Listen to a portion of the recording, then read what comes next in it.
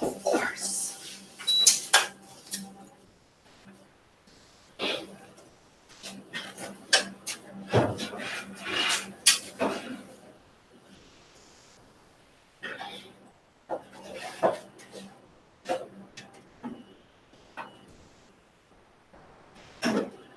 Eu acho até um desperdício fazer uma apresentação dessa sem um poeta. Cristina? Serve para drink? I told Mo it's for the future parents and children to be in the spiritual world. O Espiritizar Canadá que manda também, né? O Espiritismo Canadá. Espiritismo.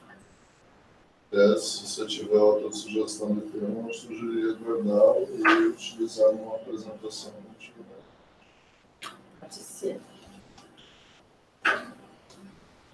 Vocês viram aqui do tema?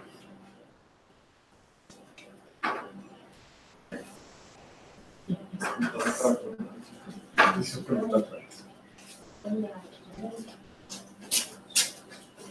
Apesar de que... É que as apresentações estão todas aqui, ó. Ótimo. Todas aqui. Show, gratidão.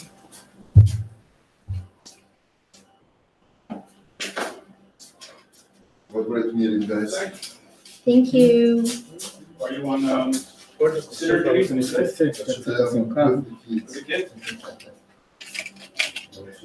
Renata will lead the meeting. For sure, her English is way better than mine. Yeah. Well, I thought you did fine. No, yes, he does great. Forcing me to get better with my Portuguese. That's right. That's lovely.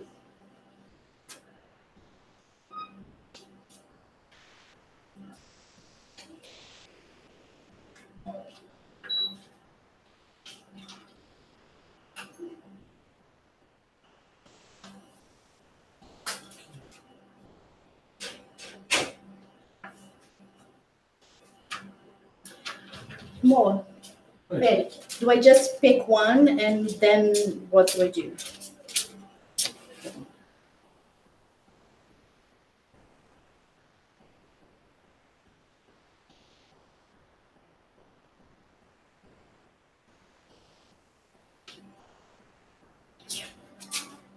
Passou 2 slides. Okay. Thank you. Okay. So first of all, I have to apologize because we lied. We totally lied. We published one theme, but it was geared more towards parents, and we don't have a whole lot of parents here today. So we're going to switch to a different talk. So first of all, apologies. It was not an intentional lie, though. Okay. So first of all, let's do our reading to calm ourselves down, and then after that, we'll do our initial prayer and move on to the talk. So this text is from the book Our Daily Bread, and it's text number 7, and it's called The Seed. When you sow, you do not plant the body that will be, but just a seed, perhaps of wheat or of something else. And this comes from the Gospel of Paul in the first letter to the Corinthians, chapter 15, verse 37. And here's what Emmanuel has to say about this verse. As we observe things within the tasks assigned to nature, the seed represents the sacred role of priestess of the service of the Creator of life. As glorious heir to divine power, it cooperates in the evolution of the world and silently transmits the sublime lesson full of infinite values to mankind. It wisely exemplifies the need for starting points, the just requirements for work, the proper places, and appropriate times. Some restless and insatiable individuals have yet to understand the seed. They expect great accomplishments from one day to the next. They forcefully impose their rhythmical measures by the use of power and arms, or otherwise, they intend to betray the profound laws of nature. They accelerate processes of ambition, establish transitory control, glorify themselves over fictitious conquests, become aggrandized, and fall without even succeeding in accomplishing any sanctified edification for themselves or for anyone else.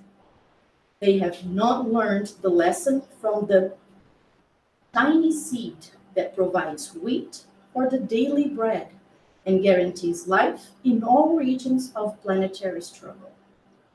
To know how to commence constitutes an important service. In the redeeming effort, it's necessary not to lose sight of the small possibilities, such as a gesture, a conversation, an hour, a phrase, which can be the instrument of glorious seeds for immortal edification.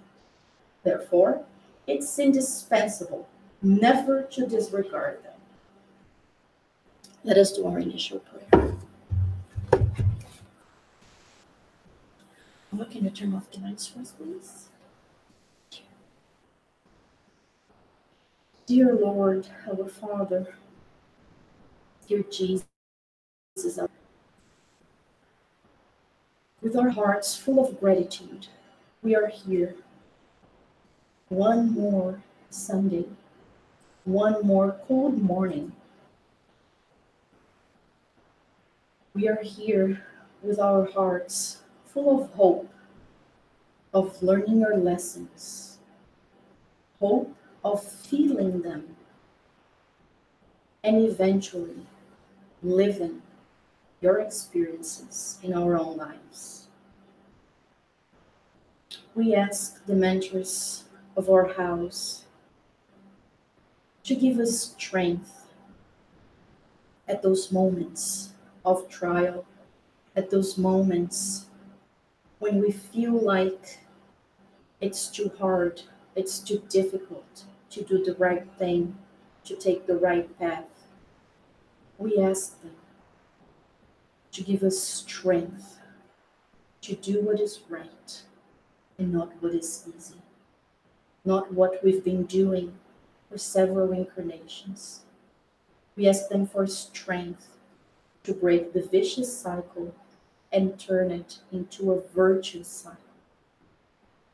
May we here today understand the simple words that Saint Francis of Assisi brought to us, but that have such deep meaning.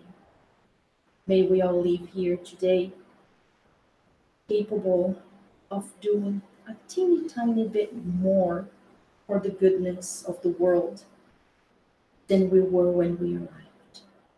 So be it. Okay, so like I was telling before, Natalia, sorry, we unintentionally lied. We switched the lecture, okay? So today we're gonna talk about Saint Francis of Assisi. Surprise, surprise. And one part of his prayer that says, where there is error, let me sow truth. And the question for us to reflect is, how do I feel when I face my own mistakes? How do I feel? Do I feel like it's okay to make a mistake and move on? Do I completely ignore my mistake because it was someone else's fault? Do I beat myself up for the mistake I made? There are very wide range of feelings for our own mistakes. And this is a very personal reflection. So first of all, let's just remember what the prayer of Saint Francis of Assisi goes, how it goes. So he says, Lord, make me an instrument of your peace. Where there is hatred, let me sow love. Where there is offense, let me sow pardon. Where there's discord, let me sow union. Where there is error, let me sow truth. Where there is doubt, let me sow faith. Where there is despair, let me sow hope. Where there is darkness, let me sow light. Where there is sadness, let me sow joy. O divine Master, grant that I may not so much seek to be consoled as to console, to be understood as to understand, to be loved as to love. For it is in giving that we receive, it is in pardoning that we are pardoned, and it is in dying that we are born to eternal life. So Stephen doesn't know that yet, but I am a huge fan of St. Francis of Assisi. And, I don't have it here. This lecture was taken from a book. We don't have it in English yet. Okay. It's called The Sublime Prayer of St. Francis of Assisi. And it was written by Alírio de Cerqueira Filho. I use a lot of his books on my talks because they are about virtues. And the idea of the book is to transform ourselves into a new self, into a better self, through the prayer of St. Francis of Assisi. So each chapter of the book talks about one of the verses of the prayer and how we can turn hatred into love, offense into pardon, discord into union, and so on. It is a beautiful book. Hopefully we'll have it translated soon. Or we need to improve your Portuguese, like I said. We can work on that. I'm a Portuguese teacher, so. Whatever comes first. Perfect. I like that. Okay, so today we are going to talk about the verse where he says, where there is error, let me sow truth. Okay. So everybody understands the words, right? Now, error is bolded. And the question is, what kind of error are we talking about? The ones that goes against the different laws. Okay, we can divide error or mistake, let's say, into major, big categories. They can be circumstantial or existential. And that's what Natalia was saying. So, what would be an example of a circumstantial error or mistake? Let's use error because mistake is more by accident. So, error. What is an example of a circumstantial error?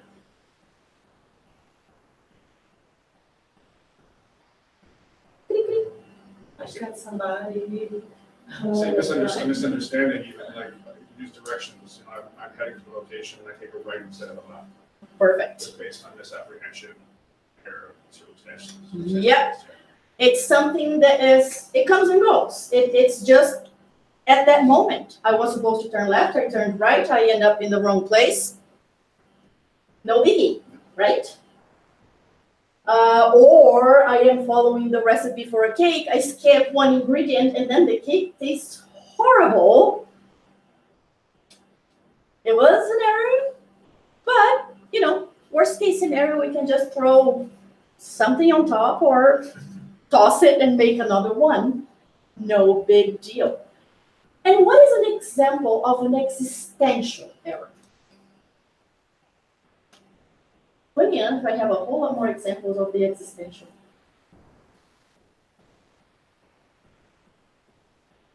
Come on, it's cold. We need to warm up by speaking. Yeah, I think that's how they were saying, right? It's bylaws. Yeah, but an example. Oh. I'm into something? Mm-hmm. Or? Living in a lifestyle or life direction that really isn't in line with oneself and one's heart. It's thematic, covers your whole direction in life. So say like being an alcoholic or using drugs if you feel those aren't true to self. That's a major existential. Definitely. Of course. Also a major existential error. A huge error in path, not in the GPS, but in life as an immortal spirit. Yes. For example, the way we treat our children, right? We were kind of studying about this earlier. and like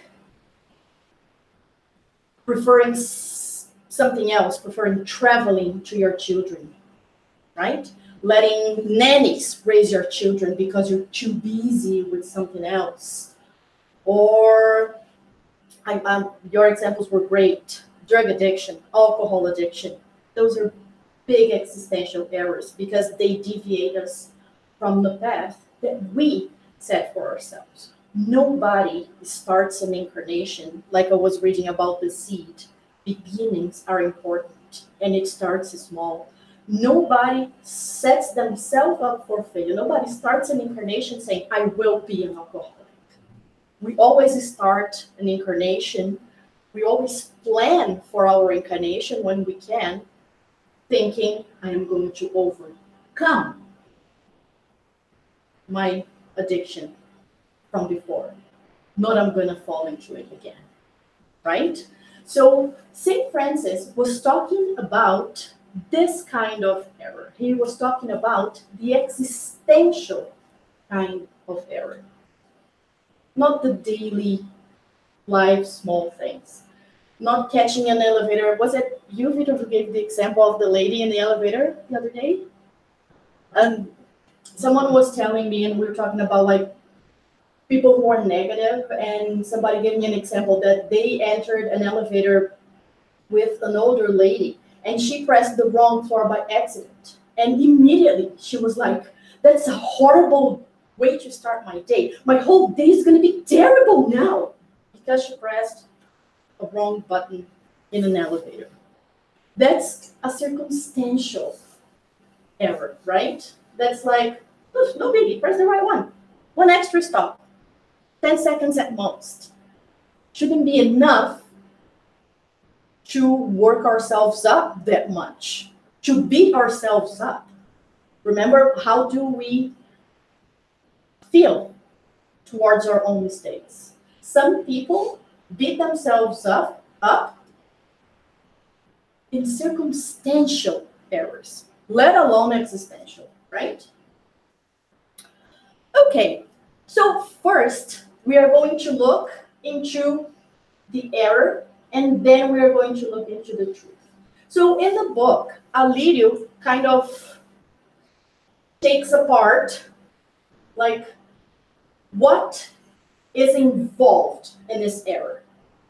And he explains that the error could be a destructive, vicious cycle. And the origin of the cycle is, the error is originated in the feeling of doubt when implicitly or explicitly the person doubts their condition of existential being, immortal spirit in evolution, God's child. Let's try to fit this with one of our examples so it makes more sense. So let's talk about, for example, drug addiction. So usually a person who knows they are children of God, they are part of this universe, they belong here, and they are here to work towards their own evolution, usually they would not fall into that. Why does a person become addicted to any kind of circumstance that alters their mind? I think it's feeling a weight that's normally occupied by self. When you have a relationship with self, or as you're calling it, you're the essential being. There's no need for that. There is no vacuum. It's your fault. That's what it's stated, but it's Yes. when there's an emotional, spiritual. Yeah, vacancy, you and feel that, right? if you think backwards, why do you think someone would go towards that path? We don't go if we are fulfilled. But why would we go? Why would we go towards the path of being drunk or high? Feeling lost, feeling that you don't have a purpose. But what are we trying to do when we get drunk or high? Numb our consciences. We're trying to numb ourselves. Because when I'm drunk, I'm happy. When I'm high, I don't have to think about all the difficulties I have in life. So we do it with a positive intention, the intention of not suffering. Our natural instinct is to survive and to be happy. But sometimes we just look for happiness in the wrong place. So someone who gets high or gets drunk to numb their conscience, they are trying not to suffer, but they don't understand that that's going to cause them a lot more suffering down the road, because they are just postponing for later what they were supposed to be doing now. Yes, Timmy? Oh, I'm just. Oh, okay. What I was thinking is like using a Band-Aid or surgery. You know what I mean? Like, for like filling a void, like you actually need a full-scale operation. Like this is not. This will handle it today. Exactly. And it will handle it the wrong way, right? Because sometimes during those states of altered conscience, we make even more mistakes, right? We keep adding to our tab of debts when we are in those states by doing other things wrong, by causing an accident, killing someone, right? Impairing someone for life. So we just keep adding to our tab. Okay, and again, when I don't doubt, when I feel that I'm filled with this apprentice feeling, when I know that my purpose here is to learn and improve myself, then it's going to be not easier in the sense of I'll have to make less effort, but easier in the sense of I understand what I need to do in order to get to where I need to be. Right? So, okay. So someone who has this feeling of doubt, what's my purpose here? What am I doing here? Why do I exist? Why is God doing this to me if there is a God? So this feeling of doubt is what pushes us to numb our conscience. And when we don't understand that we are immortal spirits, we don't understand that we're just hacking up a huge bill for ourselves later. Right? And maybe I'm using the wrong word, because bill or tab is not the right word, because the word pay in Spiritism has been used the wrong way for way too many years. We don't pay for anything. It's just cause and consequence. So we're not paying, it's just the consequence of what we did. I do something wrong. In order to make up for that, I do something right. Some people understand the law of cause and effect completely wrong. They understand that if I kill, I need to be killed. That doesn't make sense. Otherwise, we would perpetuate the action. So the law of cause and effect means if I did something wrong, I will make up for it doing something right. It doesn't have to be towards the same person. It doesn't have to be the same kind of action. Okay, so it's a big misunderstanding that a lot of people have towards the law of cause and effect. So, the cause. What causes the existential error? So, the cause for error is illusion. When a person believes that they are just the ego and not the essential being, apprentice of life in the process of evolution. Okay, let's understand this. So, when a person believes they are just the ego and not the essential being, what's the difference?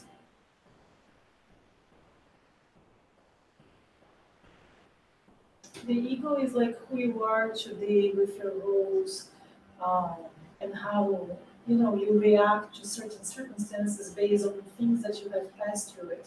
There's not like as a being throughout the existence with several and several incarnations in a process of, keeping evolving. Yeah.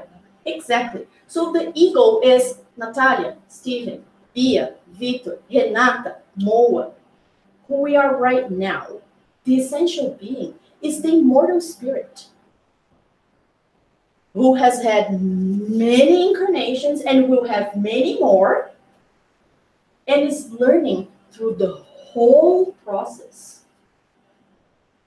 So when we don't understand the concept of being an immortal spirit and having as many chances as we need, reincarnations, to better ourselves, that's what causes the error.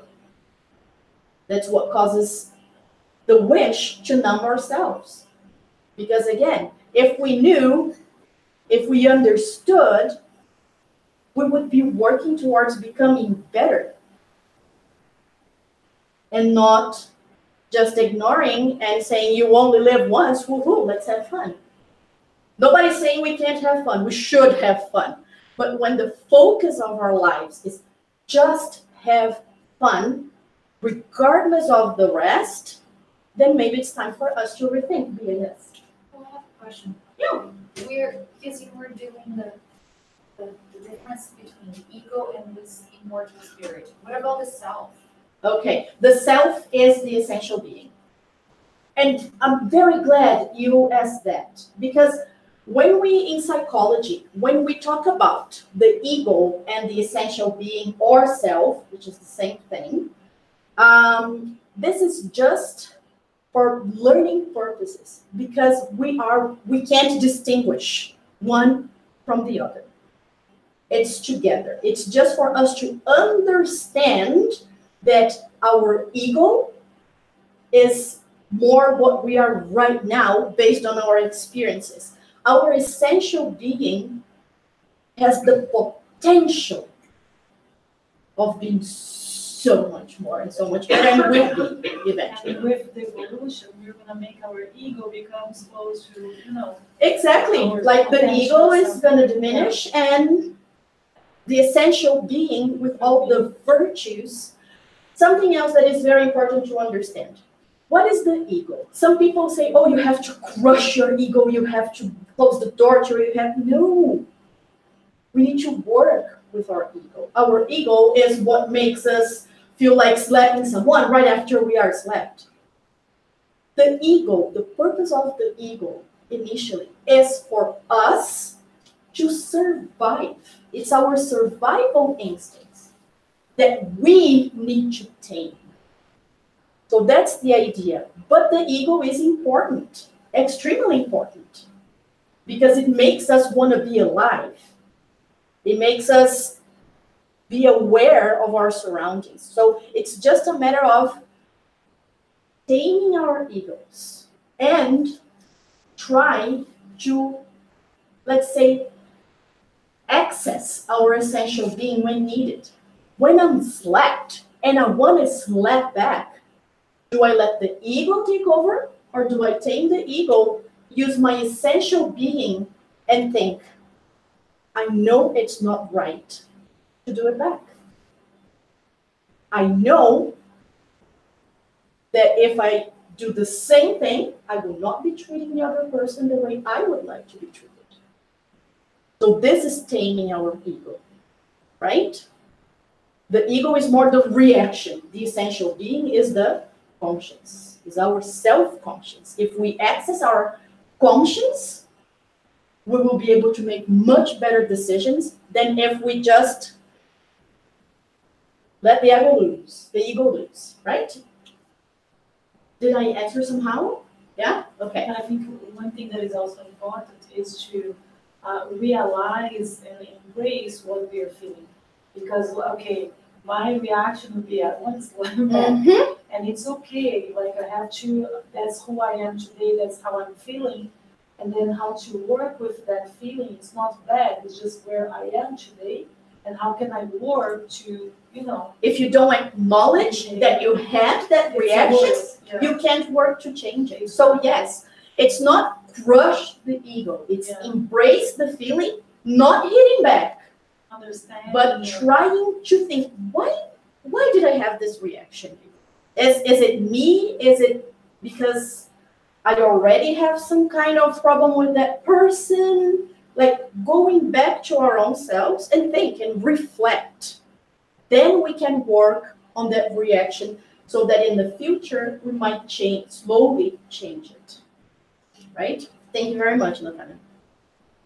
Circumstantial errors and successes are part of the daily life of an apprentice of life. The essential error is more profound. And this is Alidius' words, ipsis literis, minus my translation. This is why Francis did not say, where there is error, let me sow success. He said truth, because not being able to accept that they are God's child, an apprentice of life, is the biggest mistake that a human being can make. Because when we don't accept or understand or feel that we are God's child, that we are an apprentice of life, that we are here to learn, that is what leads us to making the mistakes. That's what leads us to err. Is it clear? Yeah? Then Alidio proposes, let us reflect. If I bring the truth to the existential error, that is, to the illusion that I am my present self, my ego, what will my attitude before circumstantial errors be? How do you think we would react to circumstantial errors if we understand, if we bring the truth to this existential error, if I understand that my will to drink is linked to me, my wanting to numb my conscience. If I understand that is bigger, how do you think I'm going to react towards pushing a wrong button on the elevator? Exactly. Right? Then it's not going to ruin my day because I will understand that is such a small thing in perspective. In the big picture, it's nothing. Right? It will be acceptance of my condition of apprentice of life, who evolves through errors and successes that I transform into learning experiences. So I always have the option to curse, to complain, to be in a bad mood, to hate everything and everyone, or I can turn my mistakes, circumstantial or existential, both, into learning experiences. So what did I learn from turning left in the wrong place? That I'm not going to get to my destination at the time the GPS told me I was going to be there. Right? And it's not a big deal. So what did I learn from my mistake of maybe not giving my parents the respect they deserved when I was a teenager? It's never too late. I can still give them all the love and respect that I possibly can. Even if it is in the form, if they are gone, even if it's in the form of prayers. Right? It's never ever too late for absolutely anything. And the quicker we learn that, the faster we stop suffering so much. So, this is how I completely free, and saying this is so easy, I completely free myself of guilt. So, saying, easy. Doing, a lot of hard work and daily exercises of self-reflection, going back to the smallest attitudes and analyzing ourselves. Why did I react like this? Why did I react like that? Why did I do this? Why did I do that? Right? So that's how I free myself from the guilt for making the mistake. I learned that when I become a pure spirit, my ego won't take over anymore, and I won't make mistakes anymore. I will get to that point. We all will get to that point. How long it takes, of course, depends on us. But we all will get to that point where we don't make mistakes anymore. But until then, let us learn from the mistakes as opposed to feel guilty, as opposed to beat ourselves up, as opposed to punishing ourselves for those mistakes. Because if we sometimes, and again, we punish ourselves because our egos tell us that we're guilty and we need to suffer. We deserve to suffer because we made the mistake. However, and we have that, that little voice that says, if I'm suffering because of a mistake I made, somehow I am making up for it because I'm already suffering. But is that what the law of cause and effect tells us? That suffering will make up for the mistake? No, it's not the suffering that makes up for the mistake. Yes, Tim. Just that last point there really strikes me as being probably like the healthiest sort of mindset a person can have, regardless of what beliefs are and Mm-hmm. I think when you're viewing life that way, there really is no mistake at the end. That there's lessons trying to understand yourself and your behavior. I think that like indulgence is a big theme in all of this, and whether it's indulgence in rage, whether it's murder, or indulgence more in the sense we use in Portuguese or in English?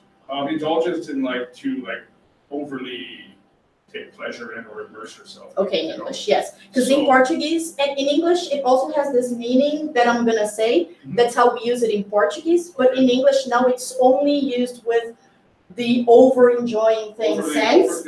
In Portuguese, and one of the meanings that it has in English as well is to understand, accept, and forgive others people's mistakes and defects. So that's why I asked you if you used indulgence. You could use it in English like that. It would be to indulge you. Like I'm going to indulge your, your sex or your in English. Yes. You just don't hear that. Yeah, like I said, exactly. That's like I said. It has that meaning too, but nowadays people only use it as Okay, thank you. Oh, but well, it's the thank guilt you. as well. Like I think guilt becomes another form of indulgence. When we make a mistake and we allow ourselves to spiral into, oh my God, I'm so awful, so horrible. It's as much of an ego indulgence as excess drinking, rage, pride. And there's nothing wrong with those things, in my opinion, in themselves. A little bit of anger is a healthy thing. It's when you're so excessively immersed in it, you kill your neighbor. You want to question how far you're going. Yeah, or maybe, or maybe it's the point of asking yourself. There's a difference, for example, between anger and indignation, right? If, for example, if someone killing their neighbor causes you indignation, that's a good thing because you are reacting to something bad. But if it's anger or if it grows to rage, let's say, then we need to rethink. Why am I feeling so worked up towards this? Because if we let it grow, we will get to the point that we are going to do something that we definitely will regret later. So I understand what you said. I'm just working the words because words are very powerful. It's on a spectrum, right? So you're talking about indignation. Exactly, 0 to 100. The only difference between indignation and rage is the degree you immerse yourself. Yes. I can be indignant and step into rage if I don't use self-restraint. Right? Yeah, that's exactly what I mean. If you let it escalate to anger, if you let your indignation escalate to anger, then that's where you need to again tame your ego and reflect. Why am I angry? Why is this like rubbing me the wrong way? Why is this making me feel in a way that some people indulge in anger. For some people, being angry is great. And then we need to ask ourselves, why do I like to feel rage? Because it's not a good feeling, or it's not supposed to be.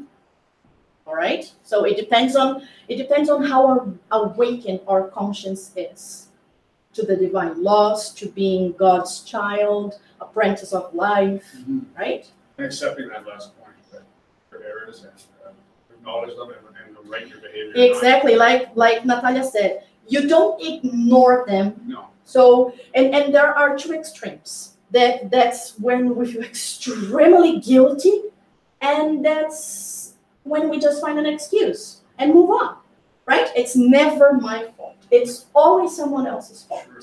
So these are the two extremes.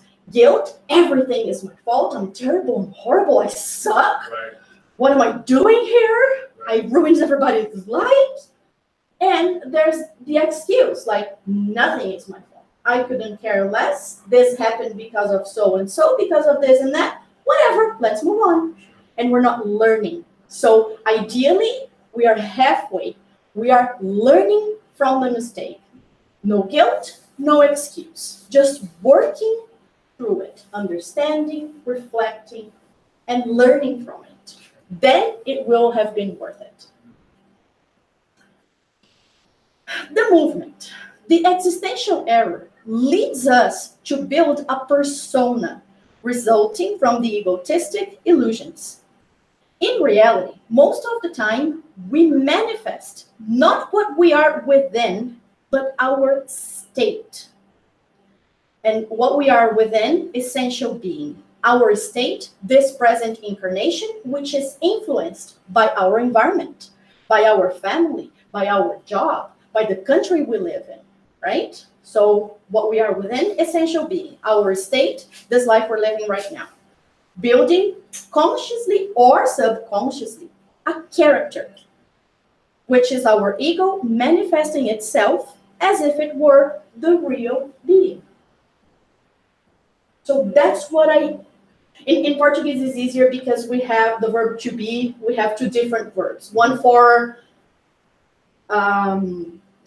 just a state, what we are right now, and one for something permanent, okay? So we understand that the state we are in right now, these people we are in right now, we understand that this is the permanent state. The only permanent thing is the immortal spirit. The only permanent thing is the essential being. My being, Renata, teacher, mother of two, divorced, whatever, brunette, is just temporary. It's just a state. Right. My essential being is what is permanent. Absolute state. Absolute, thank you. That's the word I was looking for. Okay, so does that make sense? So when we have the illusion that this is all we are, you only live once, and don't get me wrong, I see so many, not just Spiritists, but any religion that believes in reincarnation. I see so many people that say they believe in reincarnation, still say you only live once. Which is, again, remember the guilt and an excuse? It's a great excuse to indulge in the English meaning in whatever you want. Eating, traveling, drinking, smoking, whatever you want. So it's a great excuse.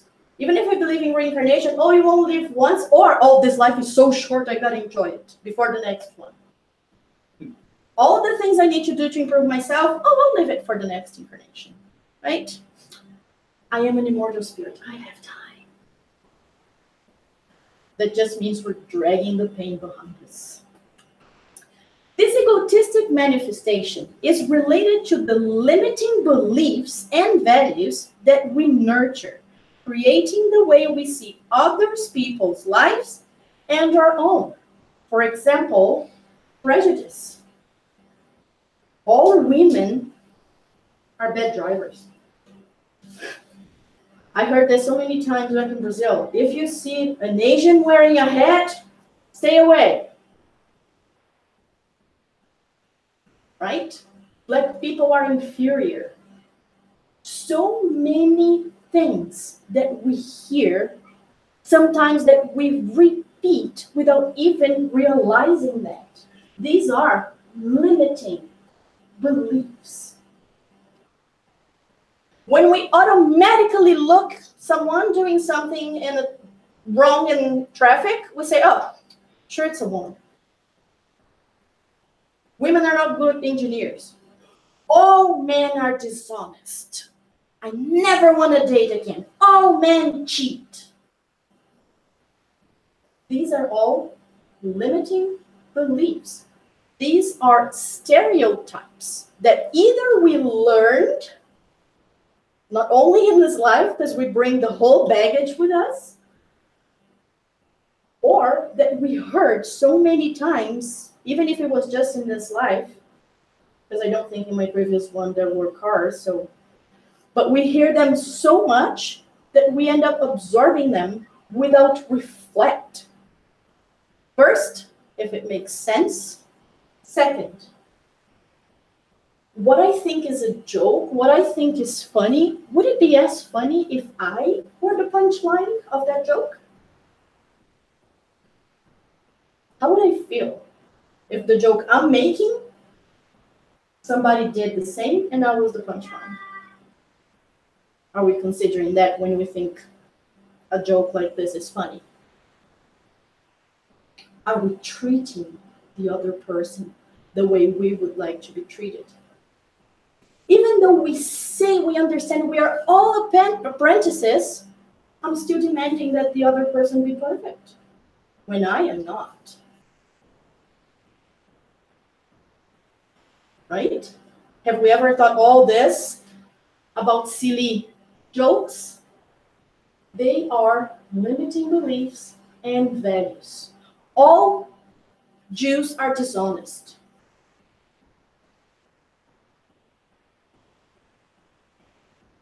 Is that true?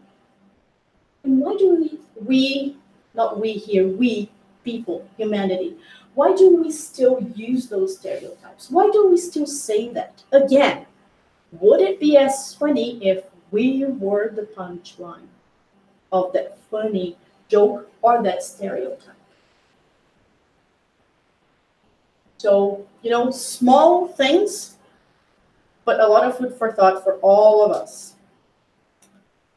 When we don't understand the manifestations of the divine laws in depth, and we don't have a vision that transcends this life, that transcends all these egos, all these personas, when we don't have that, and we have the illusion that we are just this right here, it's a huge error that we're making, a huge existential error that we're making when we feed our limiting beliefs and the values that we attribute to others and to ourselves. Again, the person who feels guilty all the time about everything, they also put themselves into several boxes.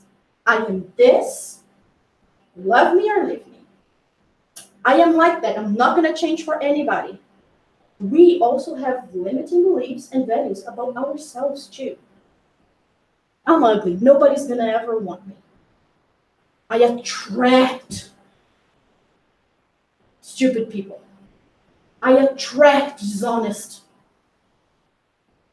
bosses.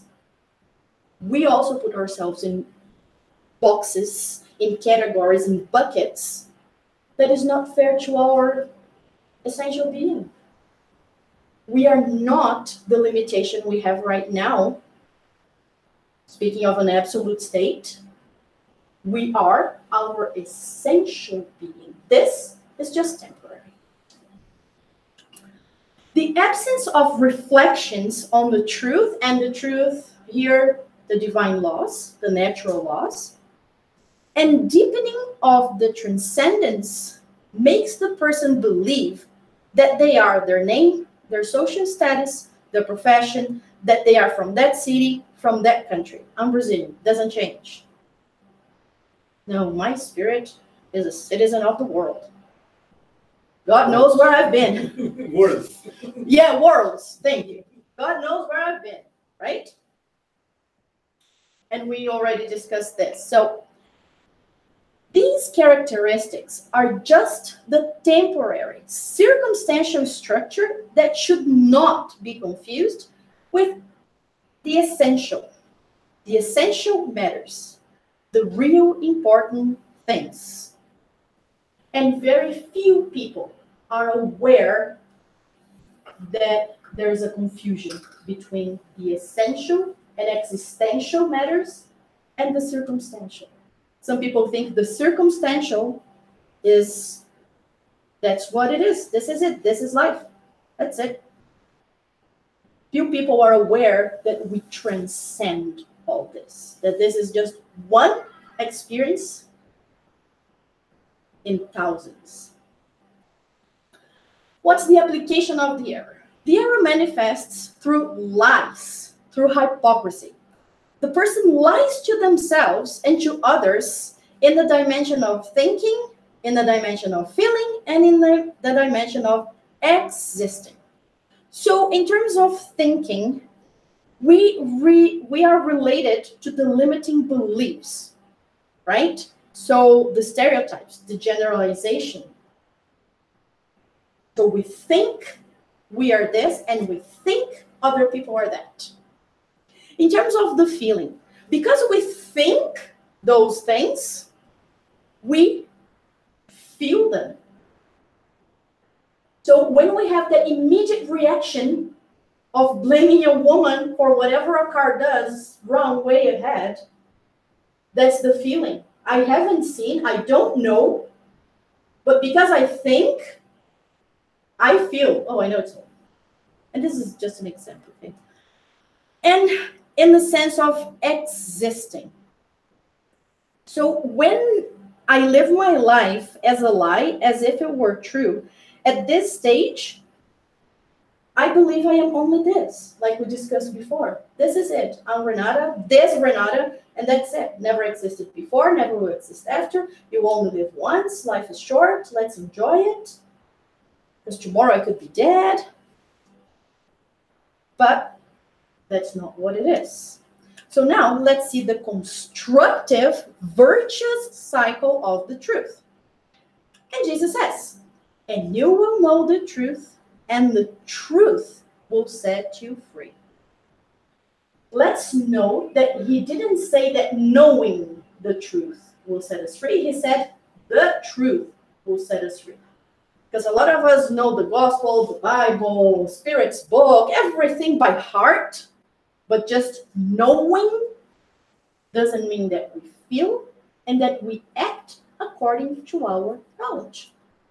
We know that if we drink too much, we will be drunk. Have we ever drank a couple glasses too much, even though we knew? So knowing is not the same as feeling and as living according to that knowledge, right? So the origin of the truth. The truth is originated in the feeling of unshakable faith, through which the person seeks to identify themselves with the essential being in a process of self-knowledge and knowledge of the universal truth through reflecting upon the divine laws, drawing themselves closer to the divine love within them and consequently closer to God. That self-reflection, the self-knowledge, the reflection of our actions, reactions, right? What's the cause? The cause of the truth is the certainty that they are God's children.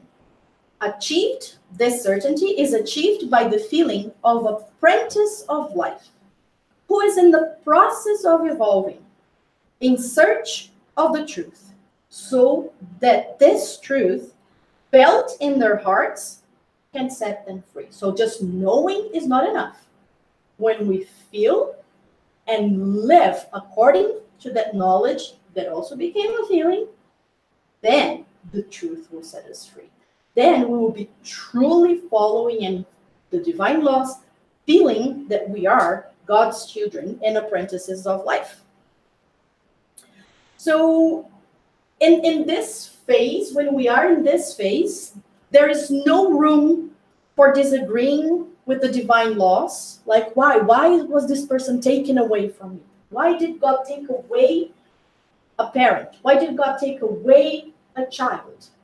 Because when you really believe and you understand you are an apprentice of life, and you really understand that God doesn't make mistakes, and that a lot of the major things that happen to ourselves are connected to the law of cause and effect, when we don't doubt that, then the truth starts setting us free. When it's real and not just word of mouth, right? The movement.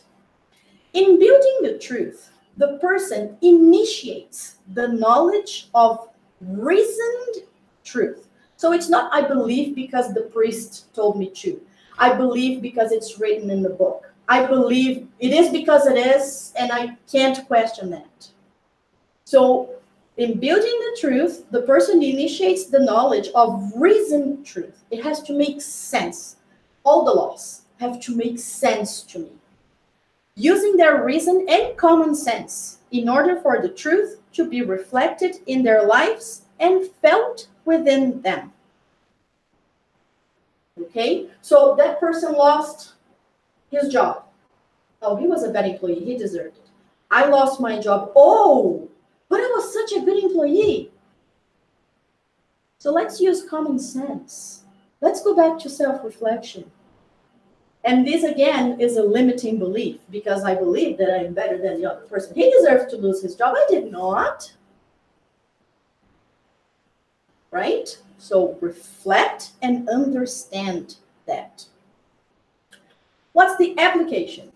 The truth is manifested through authenticity in the dimension of thinking, feeling, and existing. So in the dimension of thinking is when we redefine our limiting beliefs based on the divine laws. So every time I think that an Asian can be a good driver, do I really understand that God made us all the same and we go through different motions to evolve?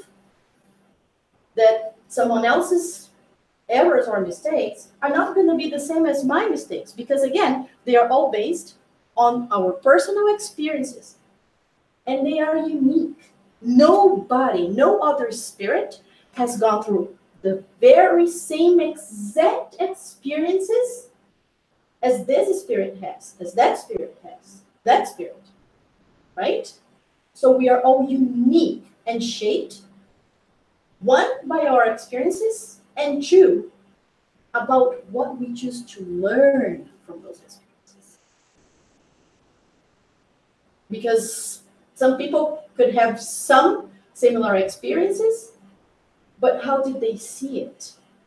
Maybe one got mad, and maybe the other learned. Maybe both got mad, maybe both learned. So again, it will be shaped by both the experience and how we see and react to that experience, right? In the sense of feeling, again, once I have redefined those limiting beliefs, once I understand the sun rises for everybody, the rain falls for everybody, God created us all the same, and we have different difficulties, then I start feeling, and like that limiting belief starts to dissolve through the understanding that starts to become a feeling. And then it goes to existing.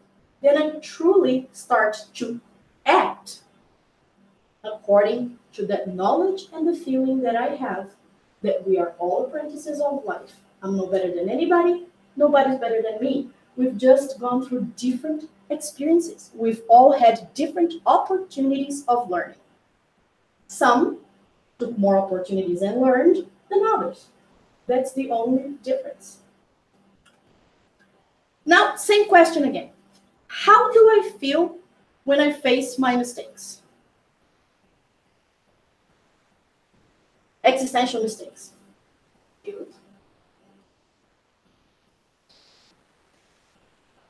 Yeah, it can happen. Then the question is, after seeing this, No, I'm not saying that it's gonna change like this, because we know nothing is an on-off switch. And again, we are planting a seed of knowledge to help us understand all those things better and like differentiate. Because some people go towards guilt, some people go towards excuse, some people are a pendulum. It depends on the situation. They are either guilt or they find an excuse. But knowing what we just saw, and you don't have to answer to me, okay? It's just for yourself. Knowing what we just saw, trying to understand what is the error and what is the truth, maybe can we try and go more towards the center and see it as a learning experience, analyze it. Even both excuse and guilt sometimes give us a free pass not to reflect upon it. I'm already suffering. I don't have to go back, and I don't want to talk about it again. I don't want to think about it again. So they are like free passes to not go back to the real issue and see what we learned or need to learn, right? The question is, this one is for us to answer together. How should we feel when we're facing our mistakes?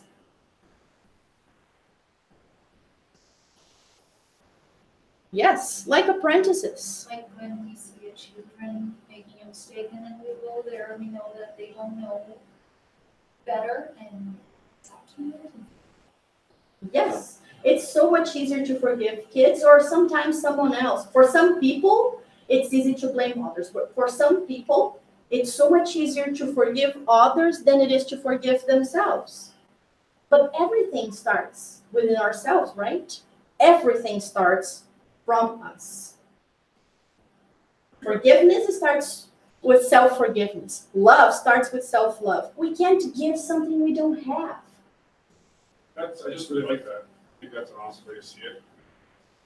Handle ourselves like that and deal with like ourselves with that soft correction. You know how you deal with a child. You know, Yeah. brutalize a child, we correct it with a soft hand. If we can only do that with ourselves, that's it. I think that's how spirit sees us, really. Yeah. And when you think about people who don't have the kind hand to correct children and are still in like the old idea of punishment, that is another perfect analogy for us to think about people who punish themselves because they feel guilty. That's what they do. Instead of treating themselves with the kind hand of, okay, it was a mistake, what can I learn, and move on, they beat themselves up. They punish themselves. They suffer endlessly because of the mistake. They keep revisiting and feeling guilty. So yes, it is a perfect example. If we could treat ourselves the way because like I said, some people are still treating kids with the iron fist. But if we could treat kids ourselves with the kindness we try to treat and forgive children, it would be great. Children are usually one of my favorite analogies when we're talking about our spirits, because we are spiritual children. So it's very easy to compare ourselves as spirits to children. Some are adolescents. Pardon me? Some are teenagers. Yes, some spirits are teenagers. Yeah. I guess it depends on the spirit. Eh? Yes. Okay. And the question, when am I going to feel like that? When am I going to feel like I am an apprentice of life? When am I going to treat myself with the kind hand that I treat a kid?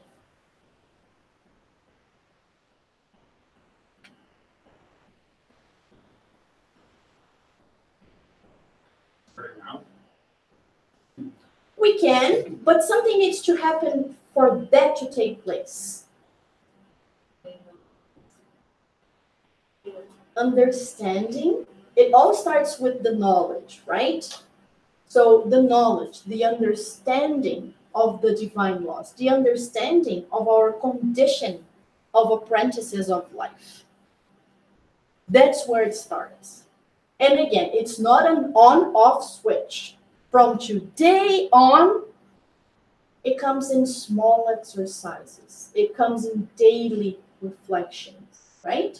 Those of us who think that I am going to do so well in this incarnation that I won't need to incarnate on Earth anymore. I'm moving on to a better planet. It's an illusion. Is it possible? I don't want to say it's impossible, but highly unlikely, I would say. We need those small exercises, like the seed, like a plant. We are like plants.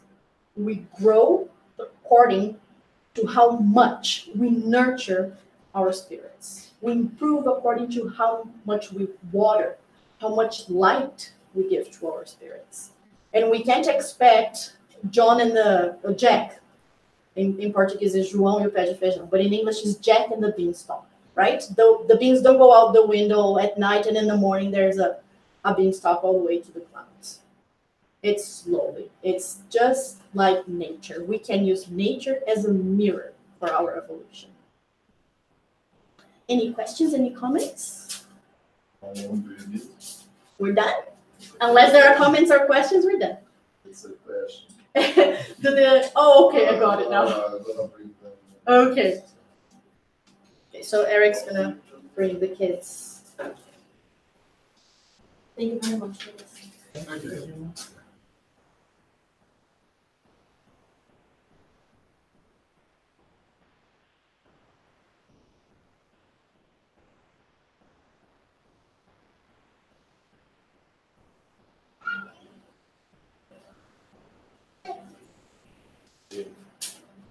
We are still learning about good choice and bad choice. Right, Sophie? What did you do today? What did you do today? Make cards. Tia Bia made for you. Very nice. You won every time that we play. She makes way better choice than I. And we'll have a homework that she started practicing. So just to make clear, for kids to understand discernment, it's not that easy to understand the deep meaning of this. So we try to make activities related to good choices and bad choices with the knowledge they already have. And Sophie will have questions that we keep here. She will have a homework throughout the week. She will try to fill out good choices and bad choices that she made. And she will bring next week to share with us her wonderful week, right? Thank you, Sophie. Thank you, sir. We're gonna use your example and make good choices. Come on, David. Okay, so we're gonna do our final prayer and then we're gonna go to the passage. So I invite everybody to close your eyes, take a deep breath.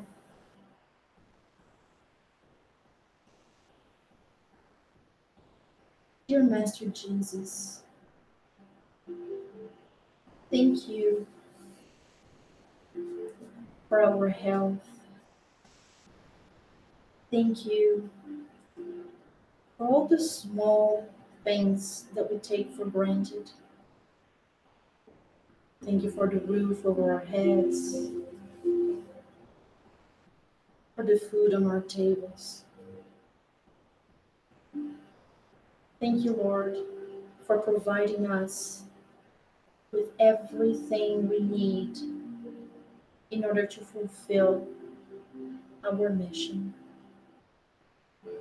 of learning, of improving, of understanding, feeling, and living your love, your laws. We thank the spiritual mentors of our house for encouraging everybody to be here today, in person, online. We thank you for bringing our spiritual friends here to learn as well. And we thank you for the privilege of working, of trying to get closer to our Master, to our example and guide, Jesus. Please, Lord, help us develop the virtue of discernment. May our guardian angels help us make better decisions, not just our children, but ourselves too. Let us try and be aware that we need to awaken our conscience. We need to transform our limiting beliefs so that we can truly understand and feel that we are all your children, created equally, and we evolve at the pace we choose for ourselves. May everybody have a blessed week. So be it.